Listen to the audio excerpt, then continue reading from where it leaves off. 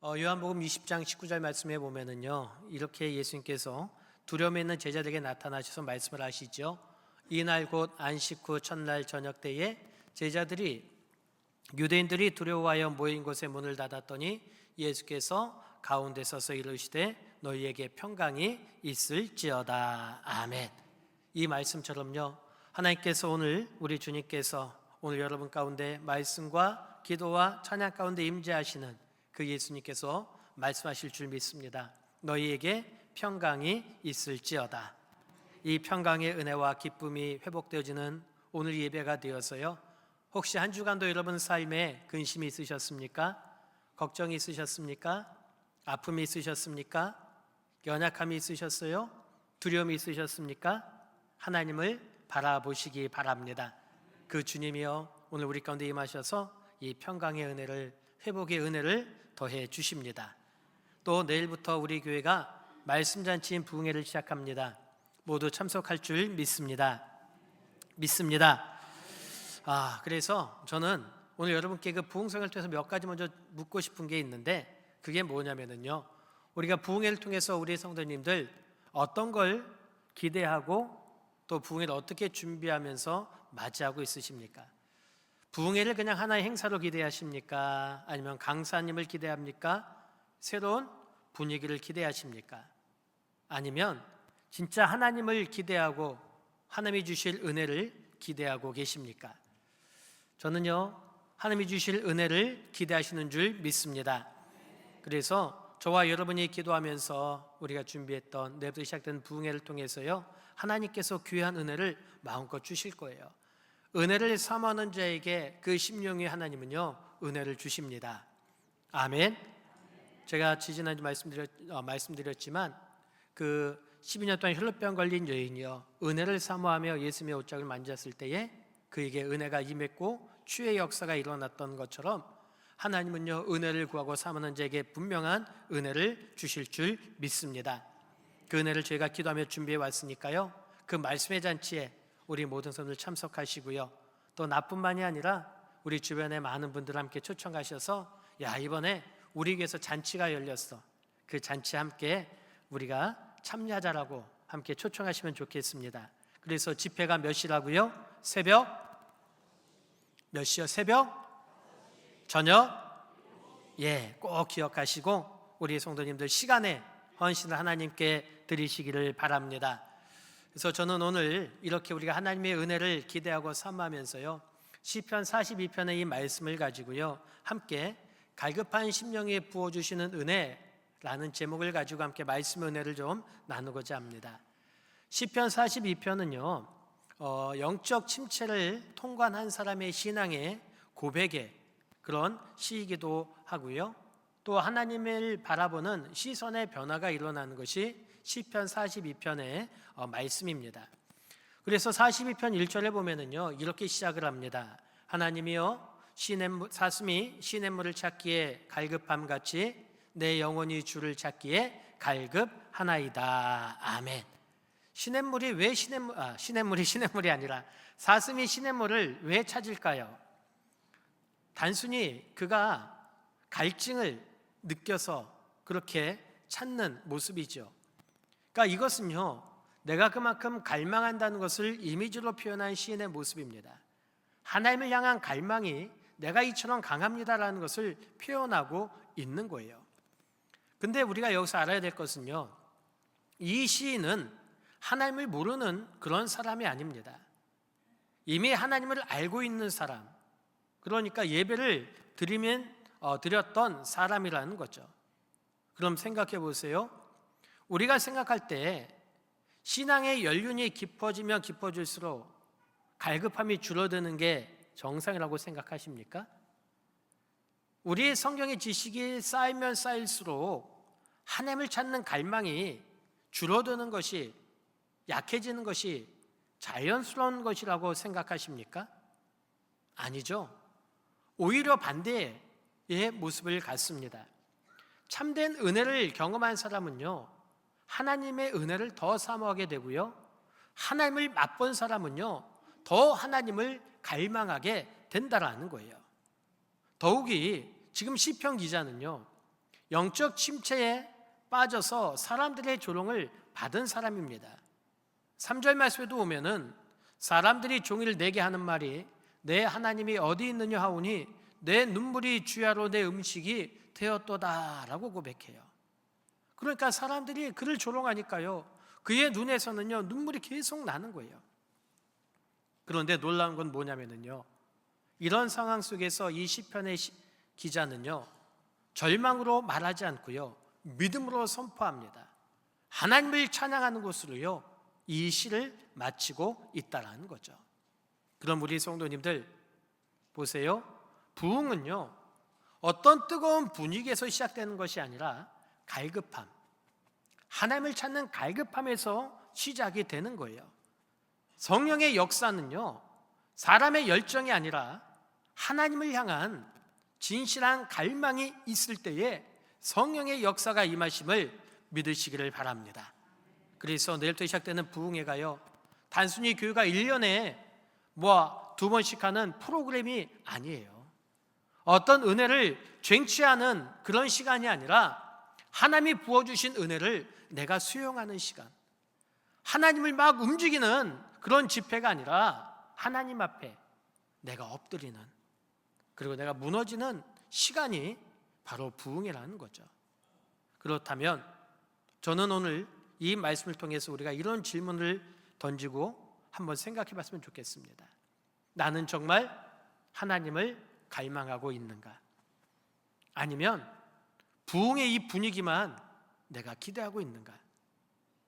이 질문을 한번 생각해 보시고요, 오늘 말씀을 통해서 하나님의 은혜를 갈망하시고 또 하나님의 은혜를 갈망하는 자에게 주시는 은혜를 경험하는 저와 여러분 되기를 주님의 이름으로 축원합니다. 그럼 우리 말씀을 한번 볼까요?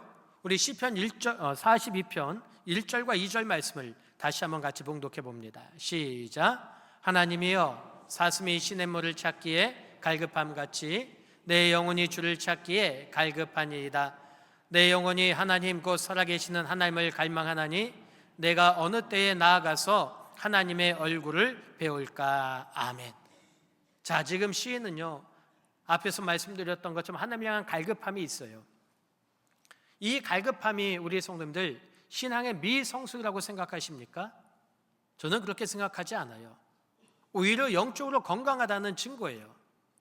왜냐하면 사슴이 시냇물을 찾는다는 걸 생각해 보십시오.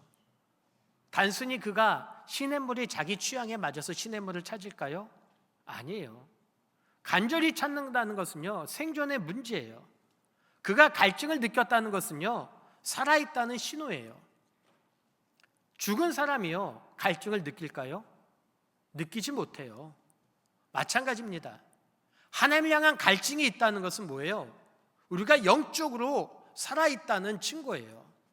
그래서 다윗도요 그 하나님을 향한 갈증이, 그 갈망이 얼마나 컸느냐면요 시편 63편 1절에 보면 이렇게 고백합니다. 하나님이여 주는 나의 하나님이시라.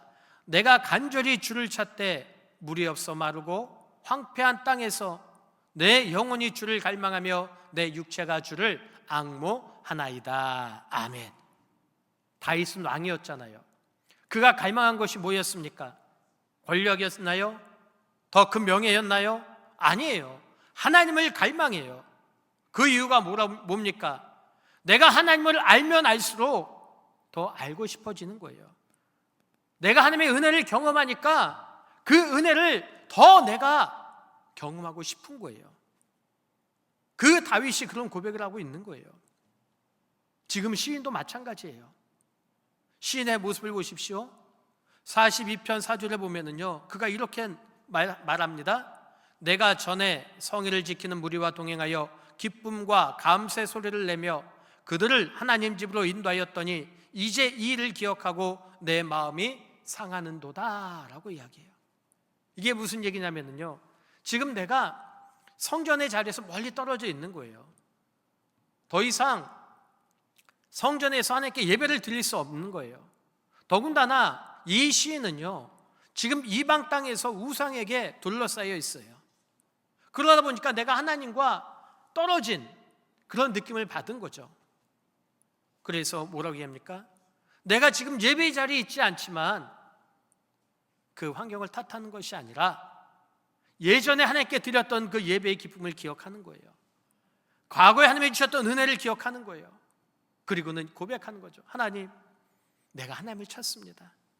하나님, 내가 그때 그 은혜가 지금 나에게 메마른 심령이 되어가고 있습니다.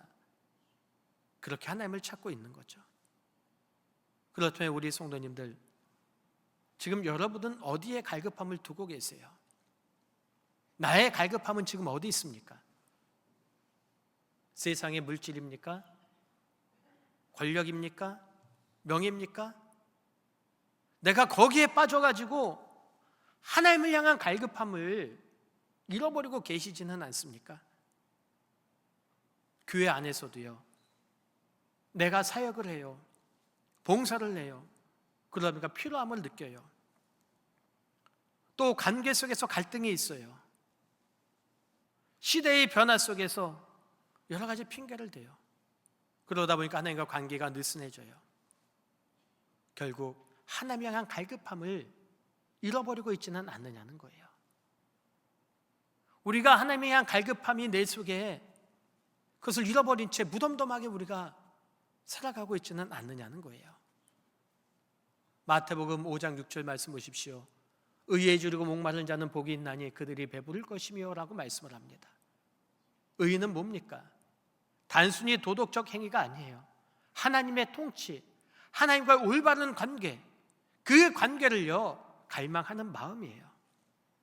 하나님과 관계가 회복되기를 바라는 사람은요, 그 하나님께서 그에 필요한 모든 것들을 채워주시는 거예요.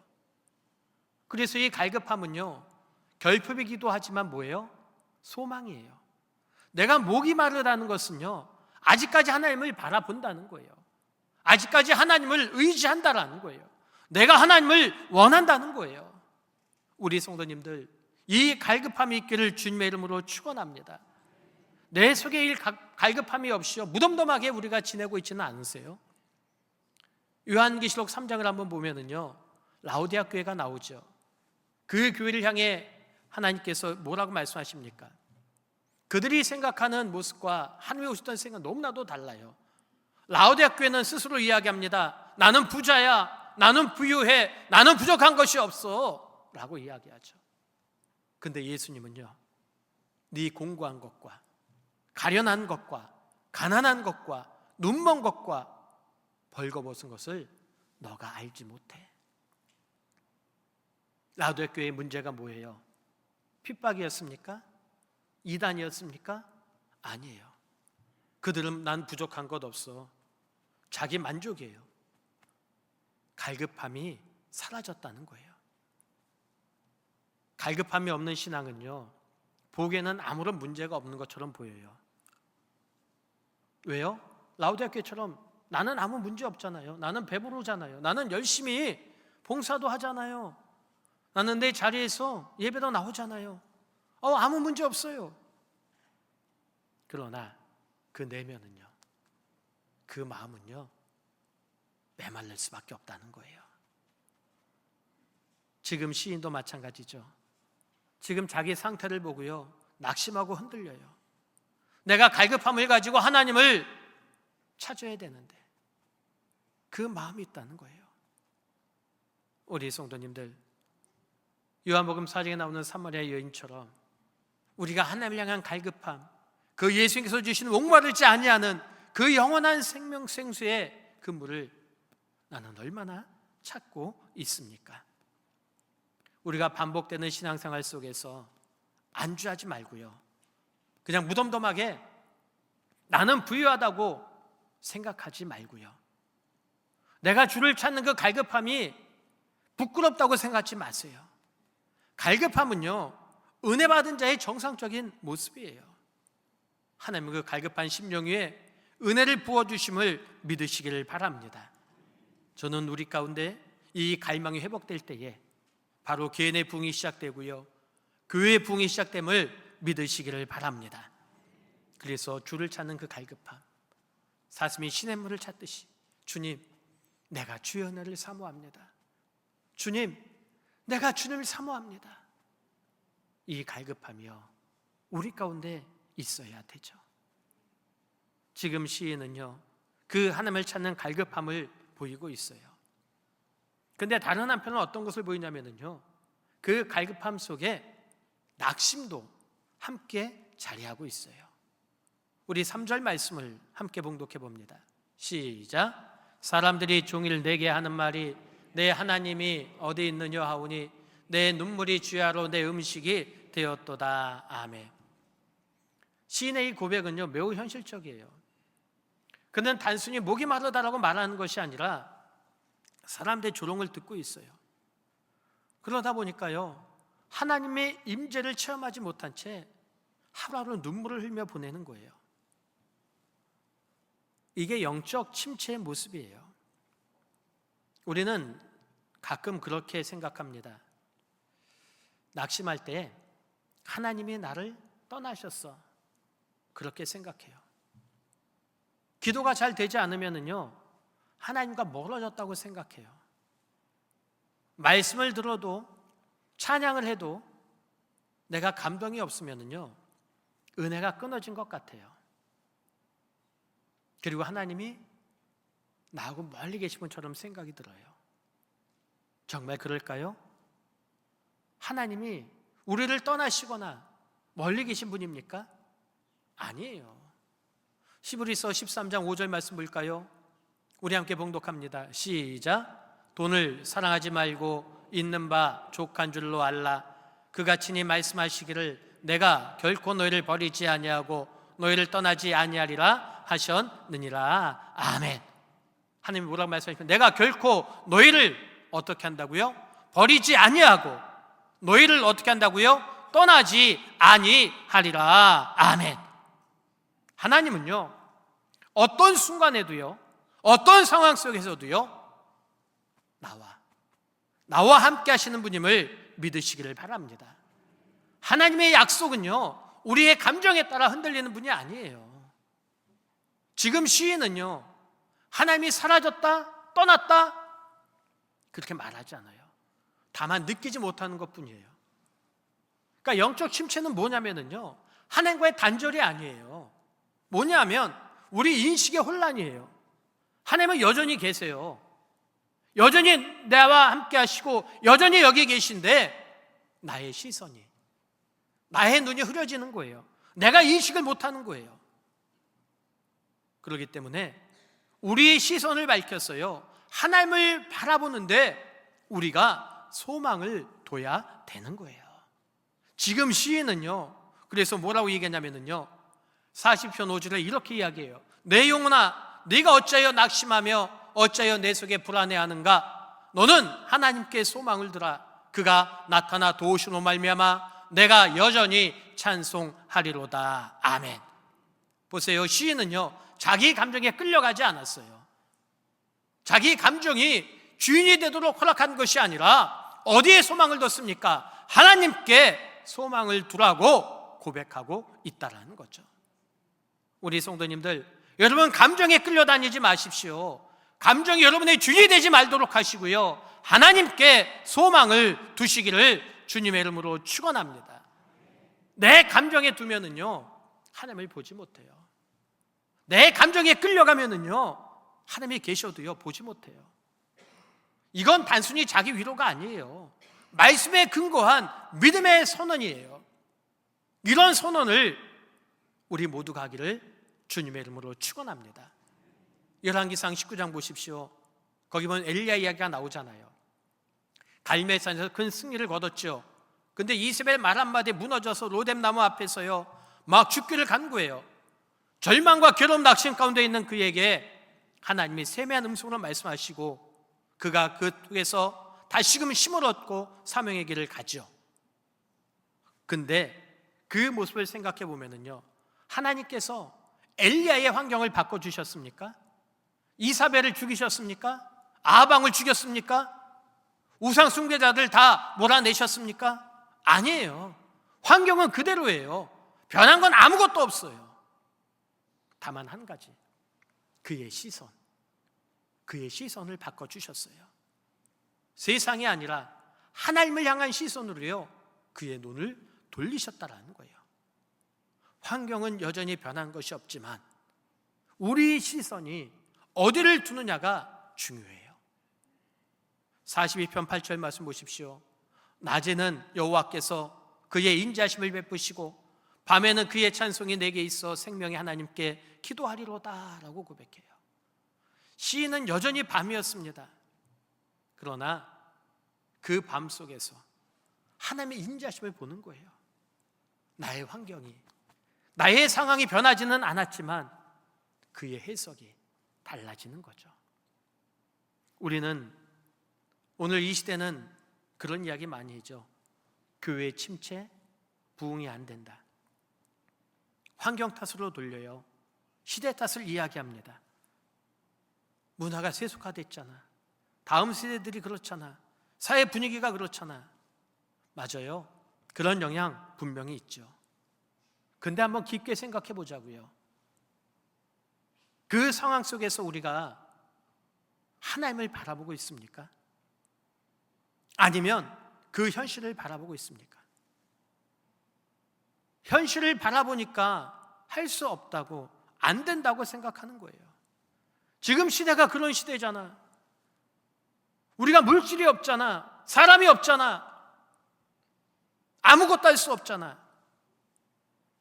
저는요, 현실을 무시하자 그런 말씀을 드리는 게 아니에요. 하나님의 약속을 바라보고 그 시선을 가지고 믿음으로 나아가야지 무조건 현실에 사로잡혀서요 안 된다고, 할 수 없다고 그렇게 생각해서는 안 된다는 거예요. 우리 성도님들 질문 하나 할까요? 하나님의 일은 누가 하십니까? 누가 하십니까? 하나님이 하셔요. 사람이 하는 게 아니에요. 하나님께 순종하는 사람을 통해 하나님이 이루어 가시는 거예요. 그 순종하는 사람은요, 그의 시선이 하나님께 있는 사람이에요. 교회 부흥이요, 프로그램에 있는 게 아니에요. 하나님의 임재함에 있음을 믿으시기를 바랍니다. 교회의 부흥이, 우리 개인의 부흥이 세상의 전략에서 있는 것이 아니라 기도에서 나온다는 사실을 믿으시기를 바랍니다. 그렇다면 우리의 회복도, 우리의 은혜의 실마리도 마찬가지죠. 세상적인 환경이 아니라 우리는 누구를 찾아야 됩니까? 하나님. 하나님을 찾아야 되는 거예요. 지금 시편 기자도요, 그래서 그렇게 이야기하잖아요. 4절에 아까 읽었던 것처럼 내가 전에 성의를 지키는 무리와 동행하여 기쁨과 감사의 소리를 내며 그들을 하나님 집으로 인도하였더니 이제 이 일을 기억하고 내 마음이 상하도다. 과거의 아름다웠던 때를 기억하면서 지금 비참한 현실과 맞물려 있지만, 내 현실이 지금 비참해서 마음이 아프지만 내가 하나님 바라봅니다. 내가 하나님 바라봅니다. 그가 그 고백을 하고 있잖아요. 우리 성도님들, 여러분 삶은 어떠세요? 하나님 잊어버리고 계십니까? 놓치고 있습니까? 하나님 바라보시고요, 하나님 붙드시기를 주님의 이름으로 축원합니다. 우리의 침체를 벗어나는 길은 내 감정이 회복되는 게 아니에요. 나의 소망을 하나님께 두는 거예요. 그리고 다시 붙드는 거예요. 혹시 여러분들 가운데 지금 낙심 가운데 계세요? 내가 기도하고 싶은데 기도의 줄을 놓쳐가지고 힘이 없으십니까? 내가 예배를 드려도 예전 같지 않으세요? 그렇다면 그 환경을 바꾸려고 하지 마시고요, 여러분의 시선을 한번 먼저 점검해 보십시오. 나는 뭘 바라보고 있는가? 나는 누구의 기준으로 해석하고 있는가? 영적 침체 해결은요, 상황이 급변하게 확 바뀌는 게 아니에요. 오직 하나, 하나님 중심으로 회복되는 것, 바로 그거예요. 그래서 우리가 먼저 해야 될 것은 어떤 분위기를 올리는 것도 중요하지만 가장 중요한 건 내 영혼아, 너는 하나님께 소망을 두라. 이 말씀처럼 하나님께 시선을 돌리는 거예요. 그러면 그때 하나님께서 어떻게 하십니까? 우리의 그 심령 위에 세심에 성령의 세심을 부어주심을 믿으시기를 바랍니다. 지금 시편 기자는요, 낙심으로 시작해서, 갈급함으로 시작해서 낙심을 지나요. 그리고 믿음의 선언으로 그가 나아갑니다. 그리고는 이런 고백을 마지막에 하죠. 우리 11절 말씀 함께 봉독해 봅니다. 시작. 내 영혼아, 내가 어찌하여 낙심하며 어찌하여 내 속에 불안해하는가? 너는 하나님께 소망을 두라. 나는 그가 나타나 도우심으로 말미암아 내 하나님을 여전히 찬송하리로다. 아멘. 지금 시인은 여전히 조롱받고 있어요.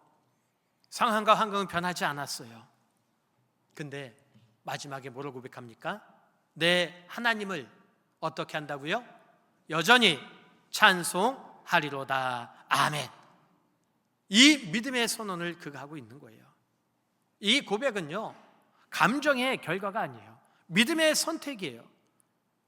무슨 얘기냐? 그는 어떤 상황을 근거로 하나님을 판단하는 것이 아니라 하나님을 근거로요, 그 상황을 해석하고 있다라는 거예요. 이걸 가장 잘 고백한 선지자가 있는데요. 누구냐면 하박국 선지자예요. 우리가 잘 알고 있는 하박국 3장 17절과 18절 말씀 한번 볼까요? 시작. 비록 무화과 나무가 무성하지 못하며 포도나무에 열매가 없으며 감람나무에 소출이 없으며 밭에 먹을 것이 없으며 우리의 양이 없으며 외양간에 소가 없을지라도 나는 여호와로 말미암아 즐거워하며 나의 구원의 하나님으로 말미암아 기뻐하리로다. 아멘. 말씀을 보세요. 비록 이라는 단어가 나오죠. 환경은 여전히 변한 것이 없다는 거예요. 내가 먹을 것이 없고 열매가 없고 양도 없고 소도 없고 아무것도 없지만 그럼에도 불구하고 나는 하나님을 찬양한대요. 이게 믿음의 선언이에요. 우리 성도님들, 우리가 분명히 알아야 될 것이 있어요. 믿음은요, 현실을 부정하는 낙관주의가 아니에요. 믿음은요, 하나님이 누구신지를 알고 그 확신 위에 서는 것이 믿음이에요. 그래서 시인이요, 상황이 해결된 후에 내가 하나님을 찬양하겠습니다 말하지 않잖아요. 내가 지금 어렵지만, 내가 지금 곤고하지만, 내가 지금 아프지만 그래도 나는 여전히 하나님을 찬양합니다. 이건 감정의 회복이 되었던 것이 아니라 하나님이 여전히 나의 하나님이기 때문에, 하나님이 여전히 지금도 나의 하나님이기 때문에 그가 하나님을 찬양하고 있다라는 거죠. 사랑하는 우리 성도님들, 바로 그렇습니다. 우리가 하나님을 의지하고 나아갈 때에 내 상황이요, 내 문제가요, 한 번에 다 바뀌면 얼마나 좋아요. 그러나 여전히 나의 길은요, 고통의 길이 될 수 있고요, 여전히 풀리지 않는 관계 속에 갈 때도 있고요, 여전히 질병 가운데 아파하고 힘들어할 때도 있어요. 그때에 우리는 절망하고 낙심하게 되죠. 그러나 하나님이 여전히 나의 하나님이시라면 우리는요, 그 하나님을 찬양할 수가 있는 거죠. 시인은 지금 그 고백을 하고 있습니다. 결국 그 변의 중심은 뭐예요? 하나님 중심이었다는 거예요. 나의 눈이 하나님을 향하니까 하나님이 나에게 세심을 주시고 은혜를 주시고 그 문제를 문제로 보게 되는 것이 아니라 그 문제 속에서 하나님을 보게 하셨다라는 거죠. 우리 성도님들, 우리가 환경만 보면은요, 낙심할 수밖에 없어요. 사람만 바라보면은요, 실망할 수밖에 없습니다. 자기 자신만 바라보면은요, 절망하게 돼요. 그러나 하나님을 바라보면 소망이 생깁니다. 아멘. 그래서 우리는 하나님만 바라보는 거죠. 히브리서 12장 2절 말씀 볼까요? 믿음의 주여 또 온전케 하신 이인 누구를 바라보자? 예수를 바라보자. 아멘. 부흥이, 회복이 바로 예수님을 바라볼 때에 거기서 시작이 됩니다. 시인은 낙심 속에서 하나님을 바라보고요, 눈물 속에서 찬송을 선택했고요, 그 믿음의 선언을 통해서 그에게 세심이 임하게 되었던 것처럼 사랑하는 우리 성도님들, 갈급함이 회복되고 시선이 하나님께 돌아갈 때에, 우리의 믿음의 선언이 시작될 때에, 그때 성령님께서 새 힘을 부어 주십니다. 이게 성경이 말하는 부흥이고요. 저는 이런 부흥이 우리 교회 가운데 분명히 이루어지기를 주님의 이름으로 축원합니다. 그래서 하나님의 은혜를 갈급하는 자에게 하나님의 은혜를 부어주세요. 갈급한 심령을 사모하시고요, 우리의 생각과 시선을 세상에 두지 마시고요, 하나님께 두시고 하나님께 돌아오세요. 그리고 믿음으로 선언하십시오. 내가 여전히 주를 찬양합니다. 내가 여전히 주를 찬양합니다. 그때 주님께서 우리에게 힘을 가지고, 우리는 그 힘을 가지고 그리스도의 증인으로 살아갈 수가 있다는 거죠. 또 내일부터 시작되는 봄철 부흥성에도 마찬가지입니다. 그 하나님의 은혜를 사모하시고 주를 바라보는 시간이 되기를 바랍니다. 그래서 시간마다 참석하셔서 우리가 하나님께 그 시간의 헌신을 드릴 때에 하나님께서는 분명히 우리에게 큰 은혜를 베푸셔서 낙심의 삶이 아니라 회복과 주의 역사가 일어나 기쁨과 찬양이 넘쳐나는 삶의 복을 주실 줄 믿습니다. 그 은혜가 저와 여러분 우리 교회 가운데, 또 이번 부흥성회 가운데 넘쳐나시기를 주님의 이름으로 축원합니다.